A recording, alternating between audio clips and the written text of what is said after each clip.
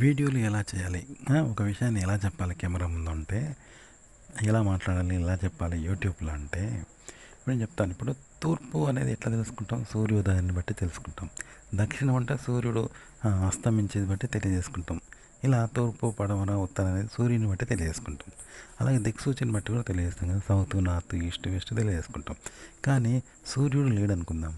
అలాగే దిక్సూచి లేదు. అప్పుడు ఎలా తెలియజేసుకుంటాం గుర్తులు? ఎవ్వరూ తెలియజేసుకోలేరు.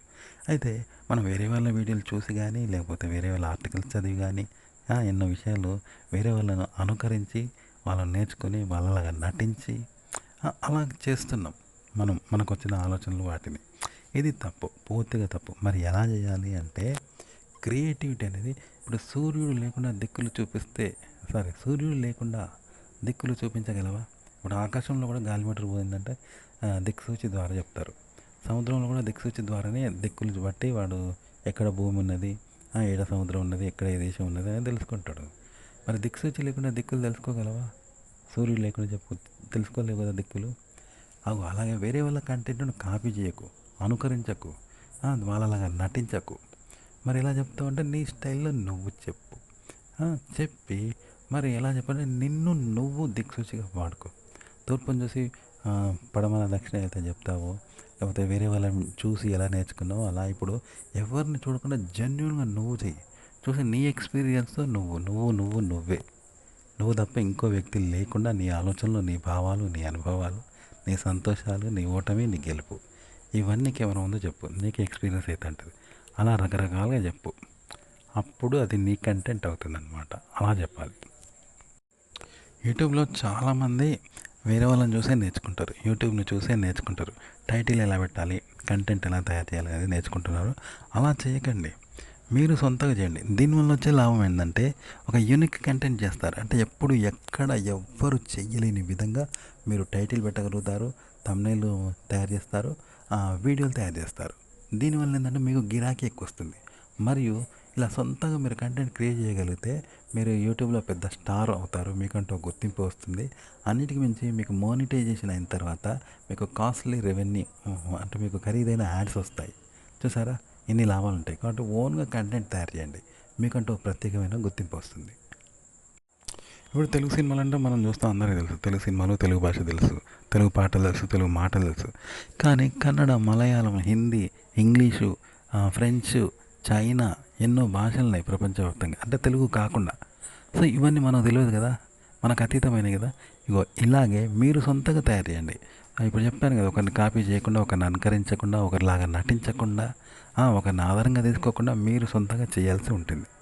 అది ఏదైనా సరే, గెలిపైనా ఓటమైనా ఏదైనా మీ సొంతంగా చేయండి. టైటిల్ ఇవ్వడము, వీడియో చేయడము, మీరు నవ్వడమైనా ఏడవడమైనా మీరు జెన్యున్గా చేయాలి. మీ సొంతగా ఒకరిని ఆధారంగా కానీ, అనుకరించి కానీ, కాపీ చేసి కానీ, ఒకరిలాగా మనసులో ఊహించు కానీ అలా చేయకండి.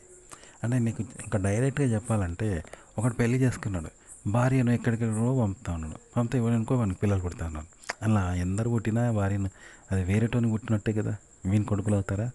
కాబట్టి భార్యను మన దగ్గర పంపకు, వేరే వాళ్ళతో పిల్లలను కనిపించకు నీ భార్యకు. మరి ఏం చేయాలి? నీ భార్య నువ్వు ఉండు. అప్పుడు నీ కడుపులో పుట్టేటోడు వాడు కుంటోడైనా, గుడ్డోడైనా, పొడుగోడైనా, పొట్టోడైనా నీ కొడుకు అవుతాడు కదా. ఇదన్నట్టు నీ నుండి రావాలి కంటెంట్. ఓకే. ఇప్పుడు శృంగారం, భార్యతో నువ్వు శారీరకంగా దగ్గరవుతావు. ఆ సినిమాలను చూసో, పక్కింటిని చూసో, ఇంకెవడో చేసినట్టు అలా ప్రవర్తించకు. జెన్యున్గా నువ్వేం ప్రవర్తిస్తావు? నీలో కోరికలు ఎలా కలుగుతాయి? నీకు ఎవరిని చూడకుండా సహజంగా ఎలా కలుగుతాయి? సహజంగా నువ్వు ఎలా ప్రవర్తిస్తావు అలా ప్రవర్తించు. అంతేగాని సినిమాలను చూసి, అశ్లీలమైన సినిమాలను చూసి, పుస్తకాలు చదివి అలా చెప్పినట్టు ఫోర్ ప్లే చేయాలి, పిచ్చి పిచ్చిగా చేయకుండా ఓన్గా నీకేముంది చెప్పు ఆ టాలెంట్ ప్రకృతి పరంగా. అది మాత్రమే నీది కదా. అంతవరకే. సో ఈ కంటెంట్ అనేది ఇలా క్రియేట్ చేయి. సొంతగా నీకు ఏమొస్తుంది, ఎలా ఆలోచిస్తావు అనేది నీలో పుట్టేది. నువ్వు కూడా నటించేది కాదు. నటన అంటే ఒకరిని అనుకరించినట్టు అవుతుంది. జెన్యున్గా నీకేముంటుంది? ఇప్పుడు రోగాలు వస్తాయి, నొప్పులు వస్తాయి శరీరంలో, ఇవన్నీ మనం తెచ్చిపెట్టుకుంటామా? తెచ్చిపెట్టుకుని దెబ్బ తాకుతా, నొప్పి పెడితే ఏడుస్తాం. ఒకరిని అనుకరించి చేస్తామా? ఒక దెబ్బ తాకించుకుంటాం. ఒకడు కొట్టుకున్నాడు కానీ మనం కొట్టుకుంటామా? జెన్యున్గా జరుగుతాయి కదా. ఇలా అన్నమాట. జెన్యున్గా నువ్వు వీడియో క్రియేట్ చేయి. ఒకరిని కాపీ చేయకుండా, అనుకరించకుండా, ఒకరిలాగా నటించకుండా, ఒకరిని చూడకుండా ఓన్గా చేయాలి ఏదైనా సరే. టైటిల్ అలాగే వీడియో కంటెంట్ ఇలాగే చెయ్యి. మీకు గుర్తింపు వస్తుంది. అలాగే మీరు కూడా ఒక అద్భుతమైన వీడియోలు చేయగలుగుతారు. వాళ్ళని చూస్తే నేను చేయగలుగుతా, వాళ్ళని చూడకుండా నేను చేయలేనేమో, గొప్పగా చేయలేనేమో అని మాత్రం అనుకోకండి. అందరిని మించి మొత్తం యూట్యూబ్లో కొన్ని కోట్ల వీడియోలు వస్తాయి, రోజు లక్షల వీడియోలు అప్లోడ్ అవుతాయి. వాళ్ళందరికన్నా భిన్నమైన కంటెంట్ మీరు చేయగలుగుతారేమో. కోట్ల మంది యూట్యూబ్ ఆడియన్స్ ఉన్నారు, వాళ్ళందరూ మీ వైపు తిరుగుతారేమో చెప్పలేం కదా. ఇలా చేయండి, సొంతగా చేయండి. ఇప్పుడు కొన్నిసార్లు వేరే వాళ్ళ వీడియోలు మనం వింటాము, చూస్తాం కదా. ఆ తర్వాత వేరే ఆర్టికల్స్ చదువుతాము, కొన్ని విషయాలు బయట వింటాం కదా. అవన్నీ కూడా అలాగ చెప్పకండి, వాళ్ళలాగా అస్సలు చెప్పకండి. అది గోరంతా కూడా వాళ్ళలాగా అనుకరణ కానీ, నటన కానీ, కాపీ కానీ, ఆధారంగా కానీ చేసుకోకుండా దాన్ని మీ స్టైల్ 100% మీ స్టైలే ఉండాలి. గోరంతా కూడా వాళ్ళని అనుకరించుకుంటే మీరు ఎలా చెప్తారు ఒకసారి? అదనమాట, అలా కూడా చెప్పచ్చు, మీ సొంతంగా చెప్పాలి.